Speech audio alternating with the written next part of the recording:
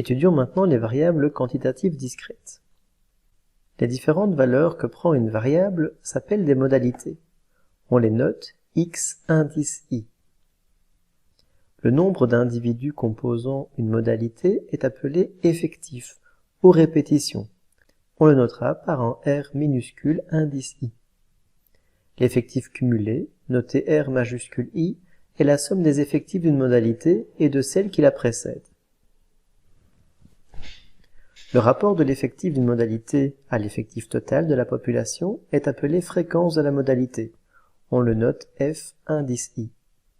F indice i sera le rapport de l'effectif divisé par le nombre total d'individus.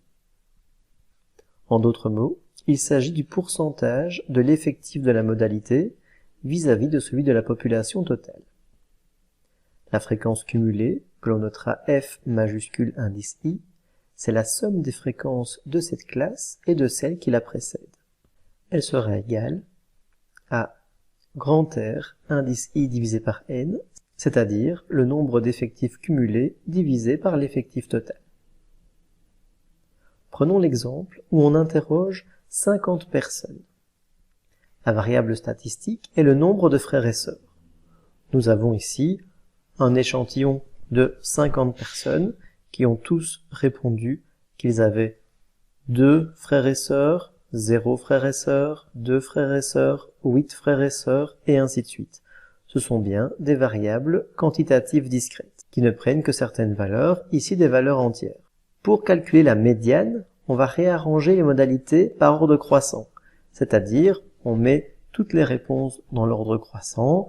Ici, on met tous les 0, tous les 1, tous les 2, tous les 3, tous les 4, tous les 5, tous les 6, tous les 7 et tous les 8 ensemble, et on les classe dans l'ordre croissant. Pour trouver la médiane, on sait que la médiane, c'est la valeur qui se trouve au centre des valeurs étudiées dans un tableau ordonné. Ici, on sait qu'il y a 50 données au total. La médiane va donc diviser par 2 ce tableau, et on voit donc que la médiane est 2. Elle est située au milieu du tableau, entre une case indiquée 2 et une case indiquée 2, sa valeur est donc égale à 2. Imaginons que la case de gauche serait un 2 et la case de droite serait un 3. Dans ce cas, la médiane serait la moyenne arithmétique des deux données, c'est-à-dire 2 plus 3 divisé par 2, 2,5. La médiane se trouve donc au milieu de l'échantillon. Elle sépare celui-ci en deux parties, chacune d'elles contenant à peu près la moitié des observations. De ce fait, elle sera insensible aux observations extrêmes. Pour connaître l'effectif de chaque modalité, rappelons que un synonyme d'effectif, c'est la répétition. On va donc compter combien de fois se répète chaque modalité. Pour la modalité 0, l'effectif est 7. Effectivement, il y a 7 personnes qui ont répondu qu'ils avaient 0 frères et sœurs. Pour la modalité 1, il y a également un effectif égal à 7. Pour la modalité 2, il y a un effectif égal à 15. Pour la modalité 3, l'effectif est égal à 7. Pour la modalité 4, l'effectif est égal à 5. Pour la modalité 5, l'effectif est égal à 4. Pour la modalité 6, l'effectif est égal à 2. Pour la modalité 7, l'effectif est égal à 1. Et pour la modalité 8, l'effectif est égal à 2. On peut donc ainsi faire un tableau avec en première colonne les modalités 0, 1, 2, 3, 4, 5, 6, 7, 8 et en deuxième colonne les effectifs de chaque modalité. On voit effectivement qu'il y a 7 effectifs pour la modalité 0, 7 effectifs pour la modalité 1, 15 effectifs pour la modalité 2 et ainsi de suite. En troisième colonne, on note les effectifs cumulés, c'est-à-dire qu'on va additionner les effectifs de chaque modalité. Pour la première, bien sûr, on a 7, ensuite on fait 7 plus 7 égale 14, 14 plus 15 égale 29, 29 plus 7 égale 36, et ainsi de suite, jusqu'à la dernière ligne où on obtient 50, qui est bien le nombre total d'individus. En quatrième colonne, on note les fréquences. Les fréquences sont égales au nombre d'effectifs divisé par l'effectif total. C'est-à-dire 7 sur 50 pour la modalité 0, 7 sur 50 pour la modalité 1, 15 sur 50 pour la modalité 2, et ainsi de suite jusqu'à la modalité numéro 8. On peut transformer ces fréquences en pourcents. 7 cinquantièmes est égal à 14%, 15 cinquantièmes est égal à 30%, et ainsi de suite. Enfin, on note les fréquences cumulées, qui sont donc l'addition des fréquences. Pour la première modalité, on obtient 14%, ensuite on fait 14 plus 14 égale 28, 28 plus 30 égale 58, 58 plus 14 égale 72, et ainsi de suite. À la fin, on doit arriver à 100%, puisqu'à la dernière modalité, on est censé recueillir les témoignages de 100% des individus. Ce tableau est très important, car il va permettre de pouvoir caractériser la population, mais surtout pouvoir représenter simplement dans un graphique les caractéristiques de la population. Premier graphique possible, le diagramme en bâtonnet des effectifs, où on placera en ordonnée les effectifs et en abscisse les modalités. La modalité 0 contient bien 7 effectifs, la modalité 1 contient bien 7 effectifs, la modalité 2, 15 effectifs, et ainsi de suite. Ce tableau est très important, car on peut voir en un seul coup d'œil que certaines modalités ont plus d'effectifs que d'autres. Grâce à ce graphique, on peut déterminer le mode. Le mode, c'est la modalité qui a le nombre d'effectifs le plus élevé. Dans notre cas, il s'agit bien sûr du plus grand bâtonnet, c'est-à-dire que le mode est égal à 2. On peut également faire un diagramme en bâtonnet des fréquences. Dans ce cas, en ordonnée, on place les fréquences, en abscisse les modalités, et on peut également établir les bâtonnets pour les différentes modalités. C'est le même principe que pour le diagramme en bâtonnet des effectifs, sauf qu'ici on place les fréquences en ordonnée. Grâce à ce graphique, on pourrait trouver également le mode, qui serait le bâtonnet le plus grand, et donc le mode serait toujours bien égal à 2, bien sûr.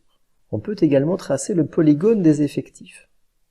Dans ce cas, on place en ordonnée les effectifs, en abscisse les modalités, et on note pour chaque abscisse les effectifs, et à la place de faire des bâtonnets, on relie tous les points entre eux. Grâce à ce type de graphique, on peut également déterminer le mode qui sera le point le plus élevé, et dans ce cas-ci, bien sûr, ce sera toujours 2. On peut également tracer le polygone des fréquences, sur le même principe que le polygone précédent, où l'on note les fréquences en ordonnée, les modalités en abscisse, et on relie chacun des points. De ce fait, on peut déterminer également le mode qui sera le point le plus haut. On peut également tracer un diagramme des fréquences cumulées, on dira diagramme en escalier. Plaçons les fréquences cumulées en ordonnée, les modalités en abscisse, et pour chaque modalité, nous notons la fréquence cumulée. Notons que pour la modalité 0, nous avions déjà 14%. Pour la modalité 1, nous avions 28%. Modalité 2, 58%. Et ainsi de suite, jusqu'à atteindre les 100% pour la modalité numéro 8. Entre deux modalités, on remarque que le graphique est une droite horizontale. En effet, entre la modalité 0 et la modalité 1, il n'y a aucune donnée possible, puisqu'il s'agit de fréquences quantitatives discrètes. C'est donc normal que le pourcentage entre 0 et 1 ne change pas, mais que le pourcentage varie brusquement pour chaque modalité. Par ce graphique, on peut déterminer le quartile 1. C'est l'abscisse du point dont l'ordonnée est 25%. Pour ce faire, allons chercher 25% dans les ordonnées et cherchons l'abscisse correspondante. Ici, l'abscisse est 1. On a donc que le quartile 1 est égal à 1. On peut également déterminer le quartile 2, qui est l'abscisse du point dont l'ordonnée est 50%. Dans ce cas, on va chercher en ordonnée les 50%, et on trouve comme abscisse égale 2. On a donc un quartile 2 égal à 2. Notons que le quartile 2 est également la médiane, puisque le quartile 2 sépare en deux parties la population, ce qui est le cas pour le quartile 2 également. Et le quartile 3, c'est l'abscisse du point dont l'ordonnée est 75%, et dans ce cas, on remarque que le quartile 3 est égal à 4. On peut également tracer le diagramme en escalier des effectifs cumulés, selon le même principe. Celui-ci est généralement moins tracé parce qu'il permet moins facilement de déterminer les quartiles 1, 2 et 3. Revenons au tableau. Nous avions en première colonne les modalités, deuxième colonne les effectifs, ensuite les effectifs cumulés, les fréquences et les fréquences cumulées. Grâce à ce tableau, on peut calculer avec précision la moyenne. La moyenne sera notée X avec une barre sur le dessus. C'est égal à la somme du produit entre les XI et les RI, le tout divisé par N. Dans notre cas, pour calculer la moyenne, on fera 7 fois 0, plus 7 fois 1, plus 15 fois 2, plus 7 fois 3, plus 5 fois 4, plus 4 fois 5, plus 2 fois 6, plus 1 fois 7, plus 2 fois 8, et on divisera par l'effectif total qui est 50. On obtient alors une moyenne qui vaut 2,66. La moyenne, c'est la valeur de la modalité que nous observerions constamment s'il n'y avait pas de variation individuelle des modalités. On l'appelle également espérance mathématique. On peut également ajouter une autre colonne à ce tableau, qui s'appelle l'écart par rapport à la moyenne. Pour ce faire, nous établissons l'écart entre la moyenne et la modalité. Pour ce faire, il suffit de considérer la valeur de la moyenne moins la valeur de la modalité, et on le considère en valeur absolue. Pour la modalité 0, on a 2,66 moins 0 qui fait bien 2,66. Pour la modalité 1, nous avons 2,66 moins 1 qui donne bien 1,66, et ainsi de suite pour chacune des autres modalités. Grâce à cette colonne, on peut déterminer l'écart moyen. L'écart moyen, c'est la somme du produit entre les effectifs et l'écart à la moyenne, le tout divisé par l'effectif total. Dans ce tableau, on va donc avoir 7 fois 2, 66, plus 7 fois 1, 66, plus 15 fois 0, 66, plus 7 fois 0, 34, plus 5 fois 1, 34, plus 4 fois 2, 34, plus 2 fois 3, 34, plus 1 fois 4, 34, plus 2 fois 5, 34. On divise le tout par 50 et on obtient un écart moyen égal à 1,6.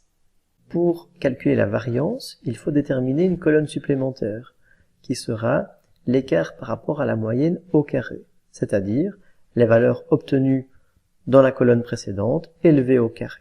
Pour calculer la variance, on fera la somme des effectifs multiplié par l'écart par rapport à la moyenne au carré, divisé par n.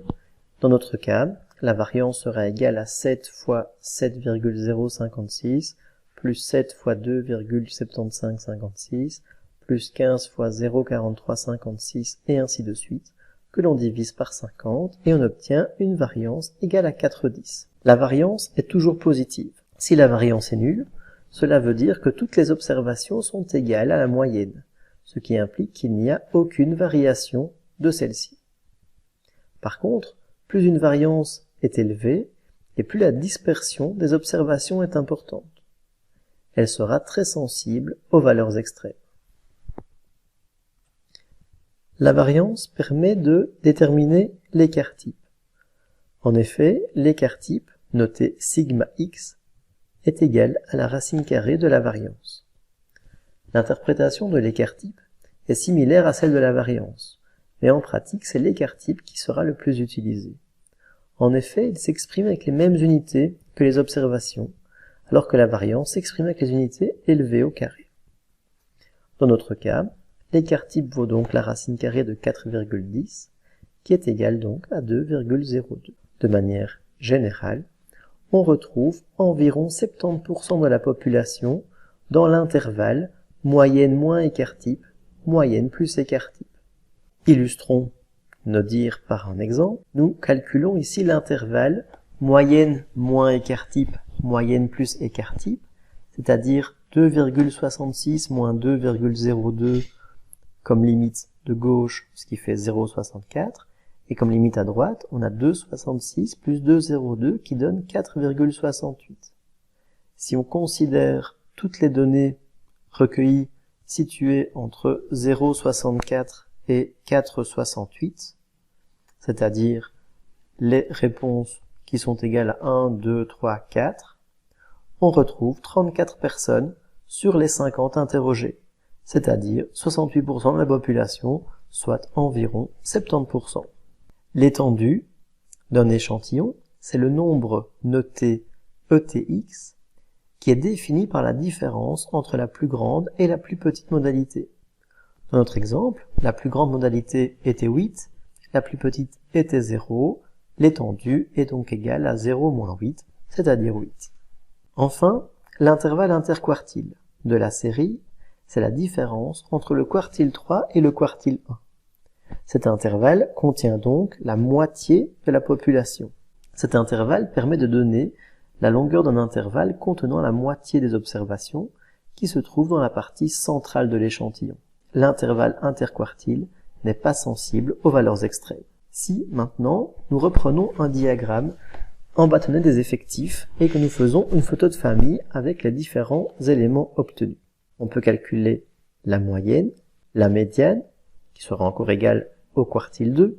On sait que en deçà du quartile 2 ou de la médiane, on a donc 50% de la population, et au-delà, on a également 50%. Si on considère les quartiles 1 et les quartiles 3, on sait qu'on aura 25% entre chaque quartile.